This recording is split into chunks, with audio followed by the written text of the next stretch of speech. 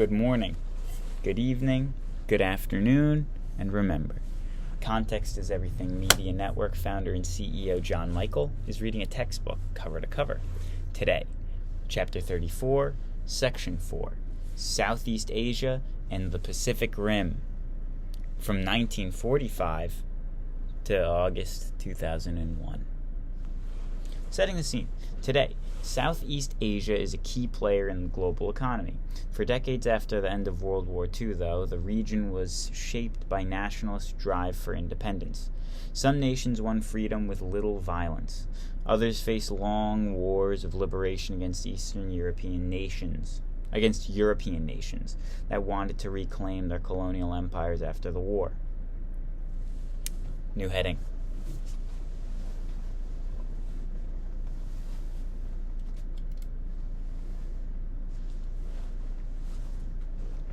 War in Vietnam and Cambodia. In mainland Southeast Asia, an agonizing liberation struggle tore apart the region once known as French Indochina.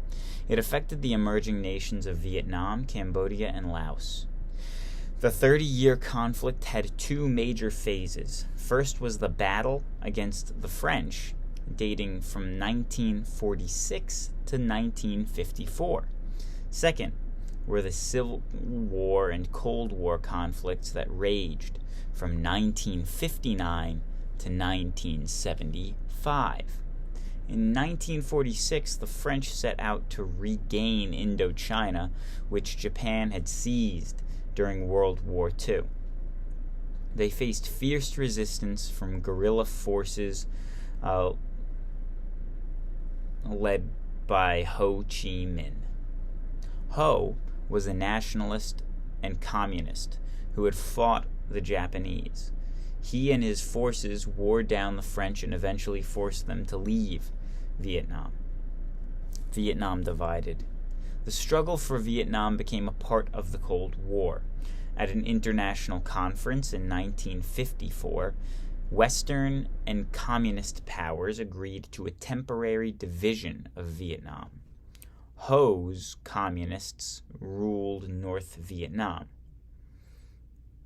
Ngo Dinh Diem's non-communist government, supported by the United States, ruled South Vietnam. Cambodia and Laos gained independence. The agreement called for elections to reunite Vietnam. The elections were never held. However, largely because the elections were never held, largely because the Americans and Diem forces that the communists might feared. And the Diem feared that the communists might win. I don't know what the Diem is. Oh, Diem is the guy's name.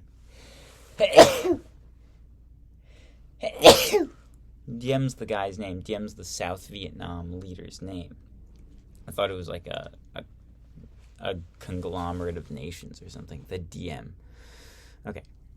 The elections were never held, however, largely because the Americans and Diem feared that the communists might win. American officials believed that the domino theory. It held that the communist victory in South Vietnam would cause non-communist governments across Southeast Asia to fall to communists like a row of dominoes. American involvement. As the war continued, the United States became increasingly involved. Ho Chi Minh wanted to unite Vietnam under Northern rule.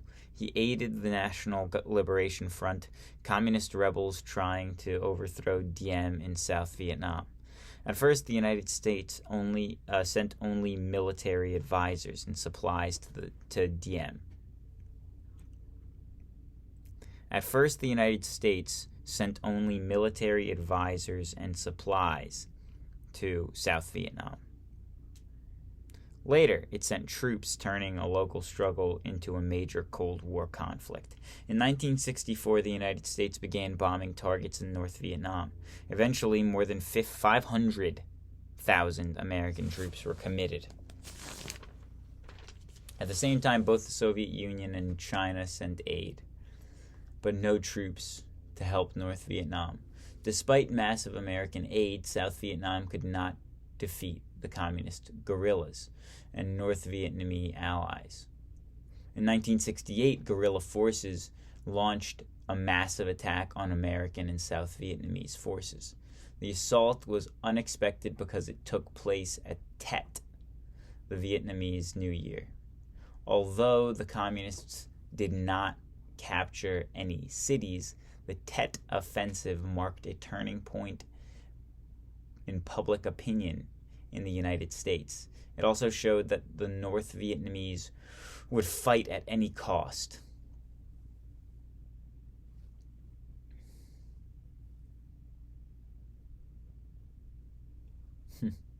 As the fighting continued, the bombing of North Vietnam and growing American casualties on the ground inflamed anti-war opinion in the United States. Under increasing pressure, President Nixon finally agreed a ceasefire, or a halt to the fighting. He began withdrawing American forces in 1973. 2 years later, the North Vietnamese captured Saigon, capital of the South, and reunited the country. The communist victory. Why did the communists win? In some ways, the Vietnam War mirrored the Civil War in China that brought Mao to power in 1949. Diem and his successors in South Vietnam were unpopular leaders of a corrupt government. Ho Chi Minh was admired as a hero who had fought the Japanese and French. Many of the Vietnamese saw the United States as another foreign power seeking to dominate their land. Also, despite American air power, the advanced technology, guerrilla fighting despite American air power and advanced technologies, guerrillas fought well in jungle terrain. Vietnam today, in 2001. The communist victors imposed harsh rule on the South. Tens of thousands of Vietnamese fled in small boats. Many of these boat people drowned. Survivors landed in refugee camps. Eventually, some were accepted into the United States or other countries.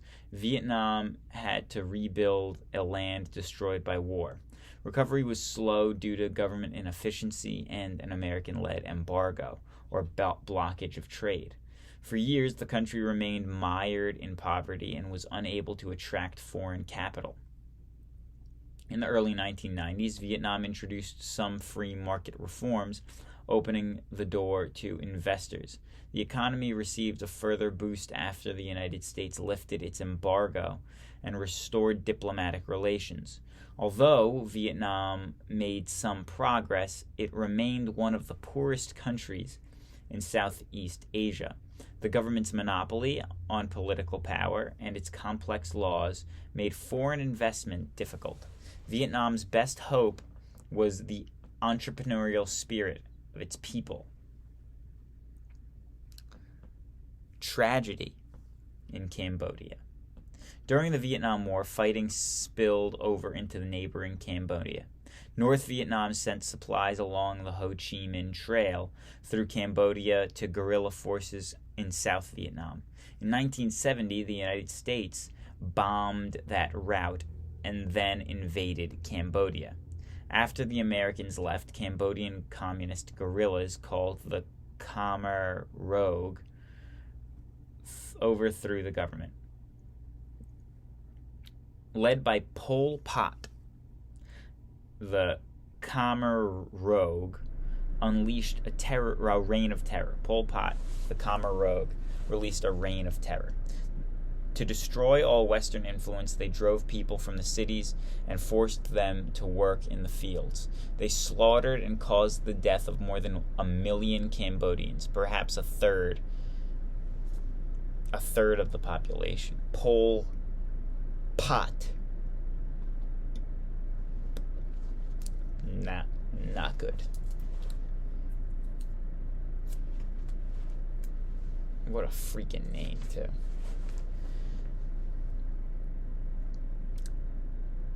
There were no more cities, no more markets, stores, restaurants, or cafes, no schools, no books or magazines, no money, no clocks, no holidays and religious festivals, just the sun that rose and set, the stars at night, and the rain fell from the sky.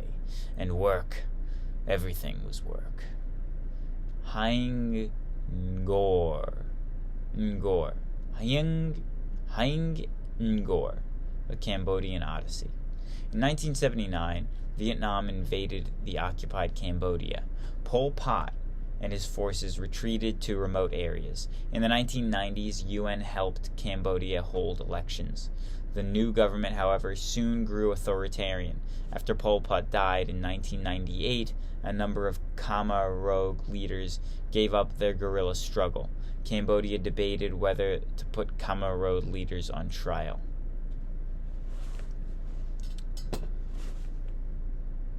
Challenges for the Philippines. New heading. In 1946, the Philippines gained freedom peacefully after almost 50 years of rule from the Americans. The United States, however, continued to influence the country through military and economic aid. Although the Filipino Constitution set up a democratic government, a wealthy elite controlled politics and the economy. The peasant majority was desperately poor. For a time, the government battled Huks, local communists with strong peasant support. In 1965, Fernando Marcos was elected president. Marcos had a promised reform, but instead became a dictator. He cracked down on free speech and forced opponents into exile. He even had Benigno Aquino, a popular rival politician, murdered. Under heavy pressures, Marcos finally held elections in 1986. Voters elected Corazon Aquino, widow of slain Benigno. Marcos tried to overturn the results, but the people of Manila forced them to leave in what was called the People's Power Revolution. Under Aquino and her successors, the fragile democracy survived. The country enjoyed economic growth during the 1990s, but the government failed to make major changes needed to improve life for the poverty-stricken majority. With the election of a new president, Fidel Ramos, there was renewed optimism for the future. Like other developing nations, the Philippines experienced rapid urbanization. Newcomers crowded into sprawling slums of Manila and the capital.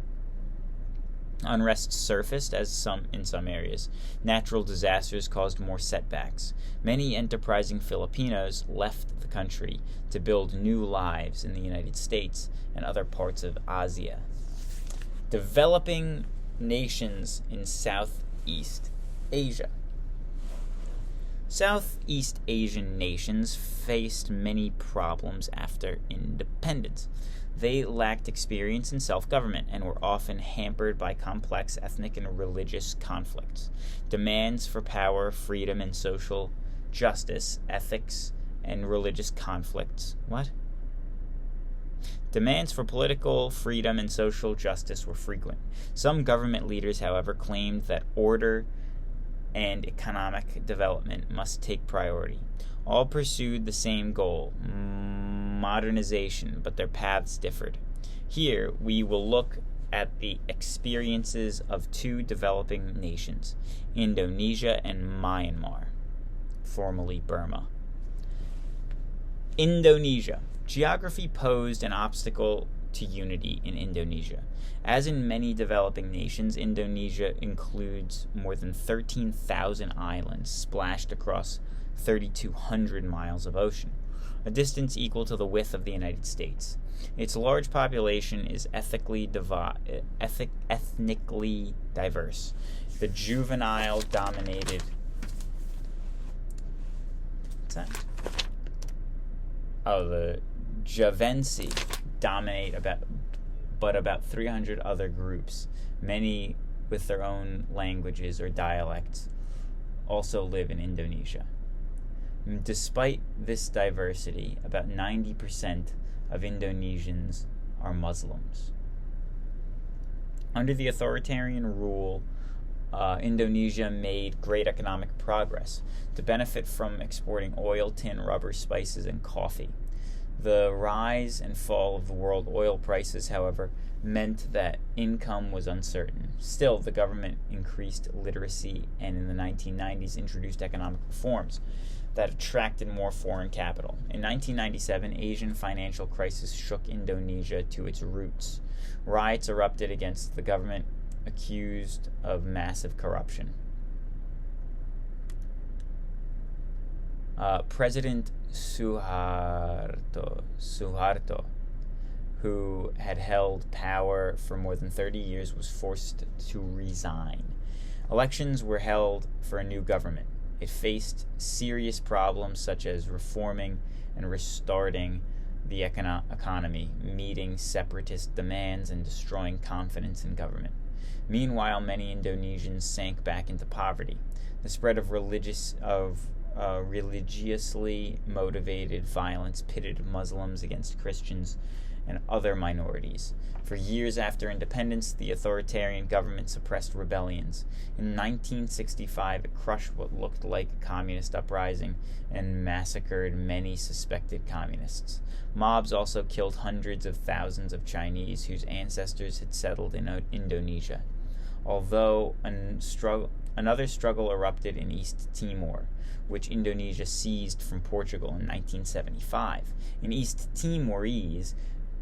Timorese, who were mostly Catholic, wanted independence. For years, Indonesia brutally suppressed the region. In 1999, under international pressure, it finally allowed a vote on the issue. When the East Timorese chose independence, pro-Indonesia forces unleashed a campaign of terror. Soon after, UN peacekeepers were sent in to restore order. Myanmar. Ethnic tensions also plagued Burma. The majority of Burmans long dominated the country. For years, repressive military rulers battled rebel ethnic minorities who wanted autonomy. In 1962, the military government isolated the country, thus limiting trade and foreign investment. It imposed state social models on Mao's system of China, modeled off Mao's system in China. These policies brought little improvement in standard of living. In 1989, they renamed the country Myanmar, meaning the people's country, which recognized that other groups besides Burmans lived there. Under mounting pressures, the government had held elections in 1990. The opposition party won. It was led by Aung San Suu Kyi,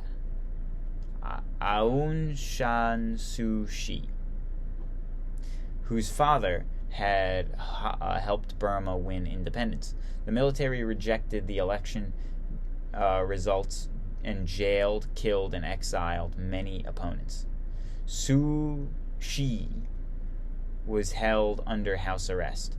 While still a prisoner, she won the Nobel Peace Prize for her non-violent struggle for democracy and human rights. Suu Kyi was finally released in 1995 and continued to push for democracy in Myanmar. Regional cooperation.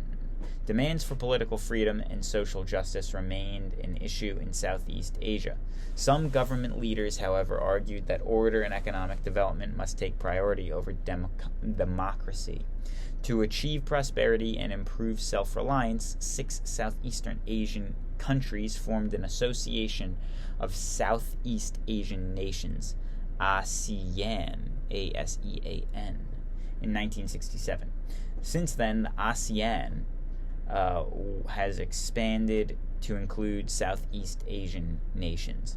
They have worked to promote economic and cultural cooperation. The Pacific Rim. In modern global economy, Southeast Asia and East Asia are part of a vast region known as the Pacific Rim. It includes countries in Asia and Americas Asia, the Americas that border the Pacific Ocean.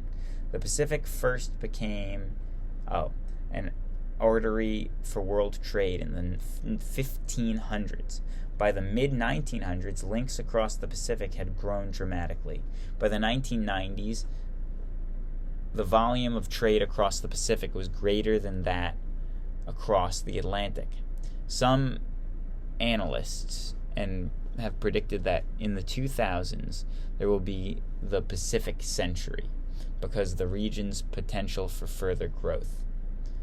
Countries on the Asian Pacific Rim form a huge market that lured investors, especially multinational corporations. American companies, too, sought a place in the Asian Pacific Rim. With more than 1.2 billion people in China, has a fifth of the world's population. Indonesia, with 190 million people, and Japan, with 125 million, are also among the world's most populous nations. Since the 1960s, Japan has dominated the Asian Pacific Rim economically. In the 1990s, however, China was challenging Japan's economic empire. This book was written in 2001. The Pacific Rim countries are enormously diverse. Indian, Hindu, Buddhist, and Confucian traditions, you will recall, helped shape Southeast Asian cultures. Later, Islam took root in some areas, while the age of imperialism brought Western and Christian influences. Today, cultural exchanges occur rapidly as radio and television programs are beamed by satellite across Asia. Businesses and tourists aid the exchange of technology and ideas. The development of the Pacific Rim promises to bring the Americans and Asia into closer contact. That's it. Bye-bye. God bless.